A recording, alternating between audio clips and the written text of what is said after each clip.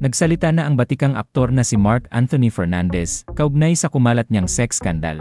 Ilang buwan na ang nakalipas mula ng pag-usapan ito sa social media. Pero recently lang siya nag-open up matapos makapanayam ng broadcast journalist na si Julius Babao sa kanyang YouTube vlog. Pagbubunyag ng aktor, ang mga kaibigan niya ang nag-hack ng kanyang cellphone, kaya nagkaroon ng leakage. Ang nangyari ay mano-manong hack sa party ng mga tropa kong babae, kaya nagkaroon po ng leakage. Na-open yung cellphone, nakuha yung video, chika niya, nang usisain ni Julius kung parte ba ng isang eksena ang nasabing video. Ang sagot dyan ni Mark Anthony, hindi po. Lumang video na siya ng adventure namin nung jeep ko po noon time na yon.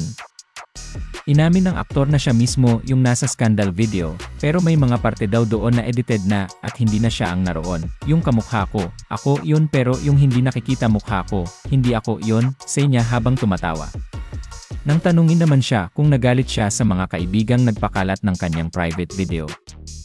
Magagalit ako kung yung edited version is mukha akong masama, buti na lang pinakita na siya. Girl, yung may hawak, hindi ako yung may hawak ng kamera, sambit niya. Sinabi rin ng aktor na magandang mga komento naman ang kanyang nababasa sa nag-leak na video, kaya hindi muna siya nagsalita. Minabuti ko na pong maging silent muna kasi sari-sari yung komento. So hinayaan ko munang mag-meltdown ng konti, saad niya. Dagdag niya, medyo kinabahan ako nung una, pero buti na lang nung nabalitaan ko lahat ay maganda. So wala akong dapat ikatakot. So nakahina na ako, anya pa.